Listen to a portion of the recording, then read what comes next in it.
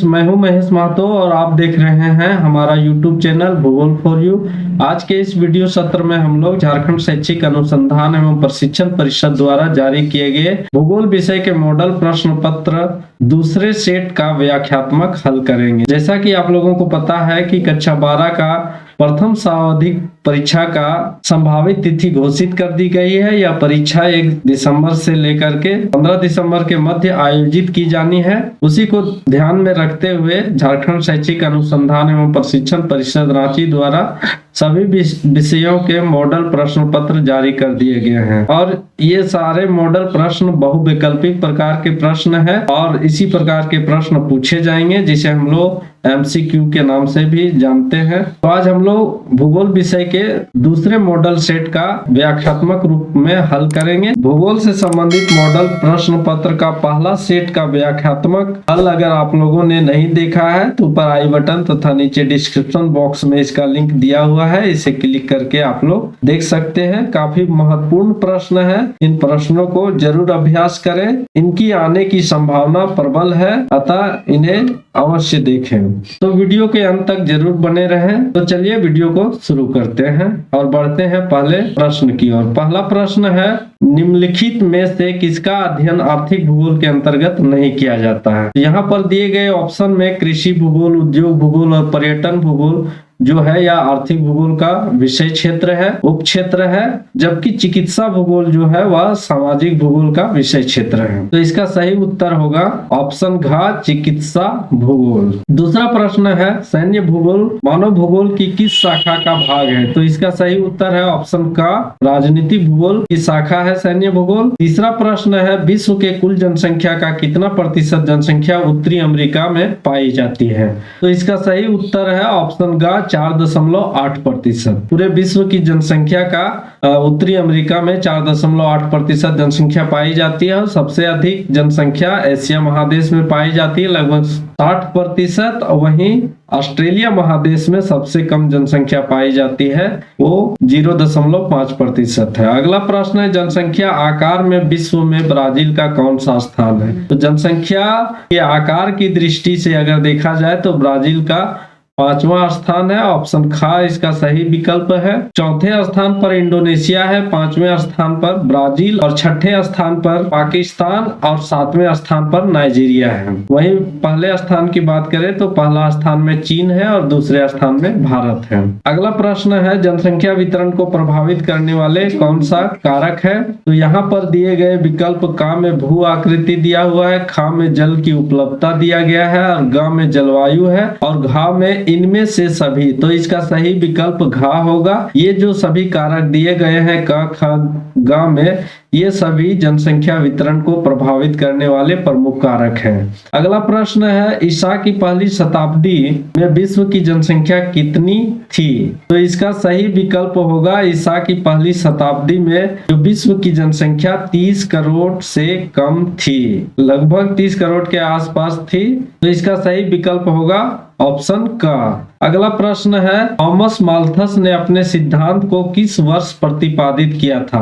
इन्होंने इस सिद्धांत को 1798 ईस्वी में प्रतिपादित किया था। अगला प्रश्न है, जनसंख्या वितरण को प्रभावित करने वाला कौन सा प्रमुख आर्थिक कारक है। यहाँ पर दिए गए विकल्पों में क भू आकृति, ख जलवायु, ग मृदा और घ में खनिज दिया हुआ है। तो इसका सही विकल्प है खनिज। जनसंख्या वितरण को प्रभावित करने वाले आर्थिक कारकों में 3 प्रमुख कारक है। पहला है खनिज, दूसरा नगरीकरण और तीसरा औद्योगिकरण। अगला प्रश्न है, जन्म और मृत्यु के अतिरिक्त जनसंख्या आकार को परिवर्तित करने वाले कारक। तो इसका सही उत्तर है इनमें से सभी। जन्म तथा मृत्यु के अलावे जो प्रवास है, प्रवास के अंतर्गत ही अप्रवास और उत्प्रवास आता है। ये स्थान के आधार पर अप्रवासी तथा उत्प्रवासी निर्धारित किया जाता है। ये प्रवास का ही प्रकार है। तो इसका सही विकल्प है इनमें से सभी। अगला प्रश्न है, 2025 ईस्वी तक विश्व की जनसंख्या लगभग कितनी हो जाएगी। तो इसका सही उत्तर है ऑप्शन ग, 800 करोड़। अगला प्रश्न है, विश्व में कितने देशों का लिंग अनुपात प्रतिकूल है। इसका सही उत्तर है ऑप्शन का 72 देशों का लिंगानुपात प्रतिकूल है। लिंगानुपात प्रतिकूल से तात्पर्य है वहां पर स्त्रियों की जो संख्या है वह पुरुषों की तुलना में कम है। ऐसे देशों की संख्या 72 है। बढ़ते हैं अगले प्रश्न की ओर। अगला प्रश्न है, निम्नलिखित में से किस देश का आयु लिंग पिरामिड घंटी के आकार का है? तो आयु लिंग पिरामिड को 3 भागों में बांटा जाता है। एक विस्तारित होती जनसंख्या, दूसरा स्थिर जनसंख्या और तीसरा ह्रासमान जनसंख्या पिरामिड। तो इसमें से जो घंटी नुमा पिरामिड की आकृति बनता है वह ऑस्ट्रेलिया का बनता है, अतः इसका ऑप्शन का उत्तर सही है। अगला प्रश्न है, विकसित देशों में कौन सी क्रिया सबसे कम की जाती है? विकसित देशों में कौन सी क्रिया सबसे कम की जाती है? तो इसका सही उत्तर है सबसे कम वहां पर प्राथमिक क्रियाकलाप किया जाता है। प्राथमिक क्रियाकलाप के अंतर्गत कृषि, पशुपालन, आखेट, भोजन संग्रह, शिकार करना, ये सभी कार्य होते हैं, जबकि विकसित देशों में ये कार्य बहुत कम मात्रा में किया जाता है। उन देशों में तृतीयक और चतुर्थ क्रियाएं अधिक की जाती है। अगला प्रश्न है 14वां प्रश्न जो दिया है, संकीर्ण आधार और शुंडाकार शीर्ष वाले पिरामिड किस तरह की स्थिति को दर्शाता है? तो संकीर्ण आधार तथा शुंडाकार शीर्ष वाले जो पिरामिड होते हैं वह स्थिर जनसंख्या पिरामिड का आकार होता है और इसकी प्रमुख विशेषता होती है वहां पर निम्न जन्म दर तथा निम्न मृत्यु दर पाया जाता है, अतः इसका ऑप्शन ख सही है। अगला प्रश्न है 15वां, निम्नलिखित में से कौन मानव विकास का स्तंभ है? तो मानव विकास का स्तंभ यहाँ पर जो ऑप्शन क, ख और ग दिया गया है यह तीनों मानव विकास के स्तंभ है, तो इसका सही विकल्प है ऑप्शन घ, उपरोक्त सभी। अगला प्रश्न है, मानव विकास सूचकांक का स्कोर 0.71 से 0.799 के बीच का स्तर क्या कहलाता है? तो यह जो मानव विकास सूचकांक का जो पॉइंट दिया गया है, अंक दिया गया है, वह उच्च सूचकांक वाले देशों का अंक है। इसके अंतर्गत जो भी देश आते हैं वह उच्च सूचकांक वाले देश होते हैं। भारत मध्यम सूचकांक वाले देश के श्रेणी में आता है। अगला प्रश्न है, उच्च मानव विकास समूह में कितने देश सम्मिलित है? तो जो उच्च मानव विकास में सम्मिलित देशों की संख्या है 53, ऑप्शन का इसका सही उत्तर है। अगला प्रश्न है, मानव विकास सूचकांक में भारत के किस राज्य का स्तर बेहतर है? तो यहाँ पर इसका सही ऑप्शन है ऑप्शन का, केरल राज्य जो है वह भारत में सबसे अधिक मानव विकास सूचकांक वाला राज्य है। अगला प्रश्न है, इनमें से कौन विन्यास के आधार पर ग्राम का प्रकार नहीं है? तो इसका सही उत्तर है ऑप्शन घ, पशुपालक ग्राम। अगला प्रश्न है, च्युइंगम किस वृक्ष से प्राप्त होता है? तो इसका सही ऑप्शन है, सही उत्तर है ऑप्शन घ, जेपोटा वृक्ष। जेपोटा वृक्ष एक प्रकार की उष्णकटिबंधीय पेड़ है जिसके दूध से च्युइंगम को तैयार किया जाता है। अफ्रीका महादेश में अधिक मात्रा में पाया जाता है, उष्णकटिबंधीय विषुवतरेखीय क्षेत्र में।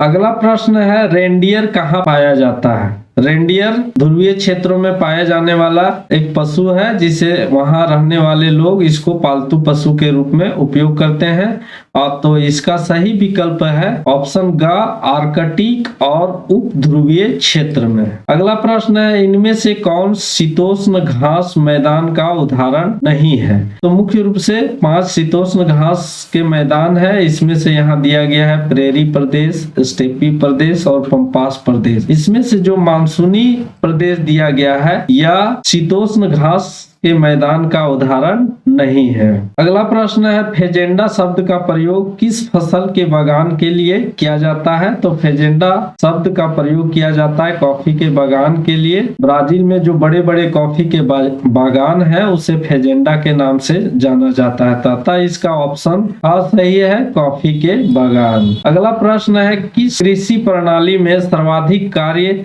यंत्रों के द्वारा संपन्न किया जाता है?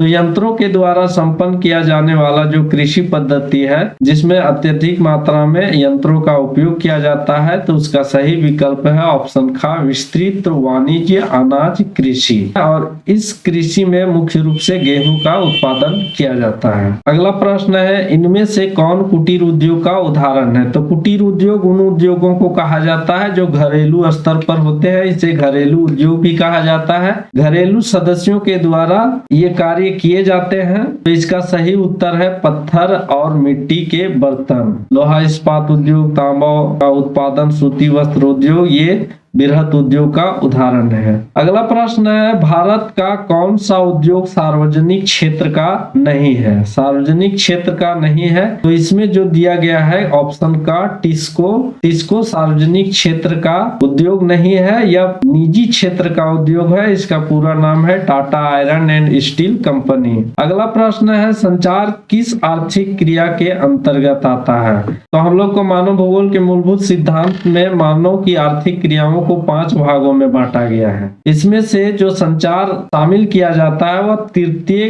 क्रियाकलाप के अंतर्गत शामिल किया जाता है। तृतीय क्रियाकलाप में संचार के साथ व्यापार, परिवहन को शामिल किया जाता है। प्राथमिक क्रियाओं में कृषि, पशुपालन, आखेट, भोजन संग्रह, खनन को शामिल किया जाता है। द्वितीय क्रियाकलाप में विनिर्माण उद्योग को शामिल किया जाता है। और चतुर्थ आर्थिक क्रियाकलाप के अंतर्गत उच्च बौद्धिक क्षमता वाले कार्यों को शामिल किया जाता है, जैसे शोध अनुसंधान जो कार्य किए जाते हैं उसको चतुर्थ क्रियाकलाप के अंतर्गत रखा जाता है। अगला प्रश्न है, इनमें से कौन सी क्रिया चतुर्थक क्रिया के अंतर्गत आती है? तो चतुर्थक क्रिया के अंतर्गत अभी हम लोग चर्चा किए, ऑप्शन ख इसका उत्तर सही है। अनुसंधान एवं सूचना प्रौद्योगिकी चतुर्थ क्रियाकलाप के अंतर्गत शामिल किया जाता है। इसे उच्च बौद्धिक क्षमता वाले कार्य भी कहा जाता है। अगला प्रश्न है 29वां प्रश्न, नोबेल पुरस्कार विजेता अमर्त्य सेन ने विकास का मुख्य ध्येय किस रूप में देखा है? तो अमर्त्य सेन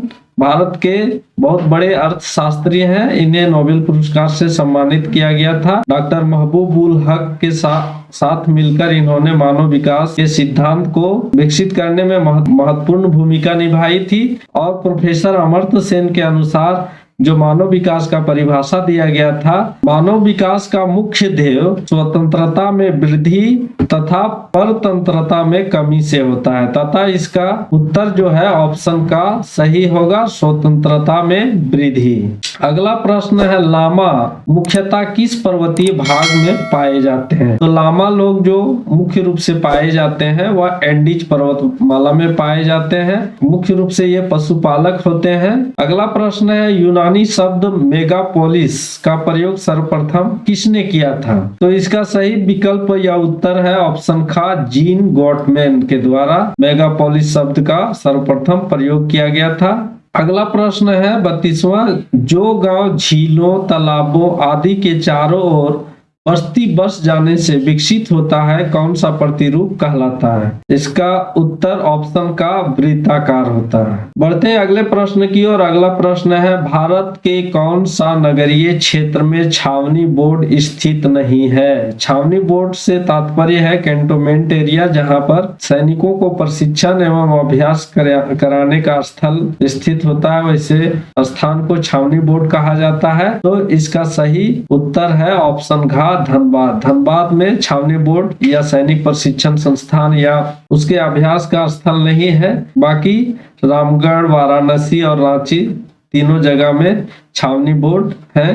अगला प्रश्न है, इनमें से कौन नियोजित नगर का उदाहरण है? तो इसका सही उत्तर है ऑप्शन का कैनबरा। कैनबरा ऑस्ट्रेलिया की राजधानी है और यह प्लानिंग के तहत इस राजधानी को शहर को बसाया गया है। प्लानेट शहर है, जैसे भारत में चंडीगढ़ प्लानेट शहर है, उसी तरह से कैनबरा भी एक प्लानेट शहर है या नियोजित नगर है। अगला प्रश्न है, मरकोटा विकसित बाजार किस महादेश में स्थित है? इसका सही उत्तर है ऑप्शन ख अफ्रीका।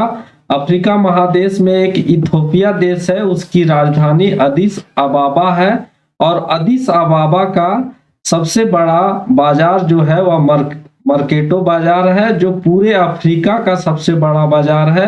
और यह बाजार उत्तर में मिस्र की राजधानी काहिरा तथा दक्षिण में दक्षिण अफ्रीका के जोहान्सबर्ग को जोड़ता है। उत्तर से दक्षिण के बीच में सबसे बड़ा बाजार है मर्केटो बाजार। अगला प्रश्न है, ऑस्ट्रेलिया की राजधानी कैनबरा नगर की योजना किसने बनाई? तो इसका सही उत्तर है ऑप्शन ग वाल्टर बर्ली ग्रिफिन। अगला प्रश्न है, शिकागो शहर किस देश में स्थित है? तो इसका सही उत्तर है ऑप्शन घ संयुक्त राष्ट्र अमेरिका।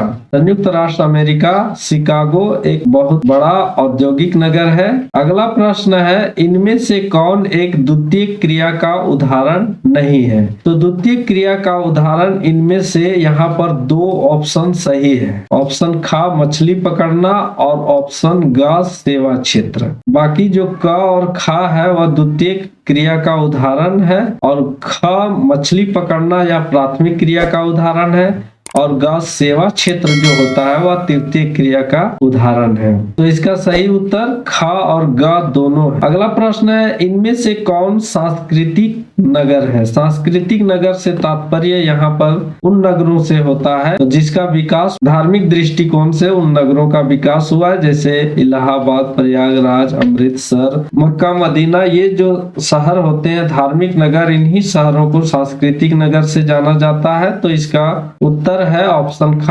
प्रयागराज। प्रयागराज हिंदू धर्म के अनुसार प्रमुख धार्मिक नगर है। अगला प्रश्न एवं अंतिम प्रश्न जो है सेट 2 का भूगोल सेट 2 का 40वां प्रश्न, अमूलवादी रेडिकल विचारधारा ने निर्धनता के कारण बंधन और सामाजिक असमानता को व्याख्या के लिए किसके सिद्धांत का प्रयोग किया है? तो इसका सही उत्तर है ऑप्शन का मार्क्स के सिद्धांत। तो उम्मीद करते हैं दोस्तों आप लोगों को यह भूगोल प्रश्न पत्र के मॉडल सेट 2 से संबंधित वीडियो काफी इंफॉर्मेटिव लगा होगा। अगर आप लोगों को यह वीडियो इंफॉर्मेटिव लगा है तो इसे लाइक करें तथा अपने दोस्तों के बीच ज्यादा से ज्यादा शेयर करें और हमारे चैनल भूगोल फॉर यू को सब्सक्राइब करके बेल नोटिफिकेशन को अवश्य क्लिक करें, जिससे आगे आने वाले वीडियो का नोटिफिकेशन आप लोगों को मिलता रहे। साथ ही साथ अगर इस लेक्चर वीडियो से संबंधित किसी प्रकार का प्रश्न आप लोगों के मन में है तो कमेंट बॉक्स में अवश्य कमेंट करें और भूगोल से संबंधित अन्य विषय बिंदुओं को अगर जानना हो तो हमारे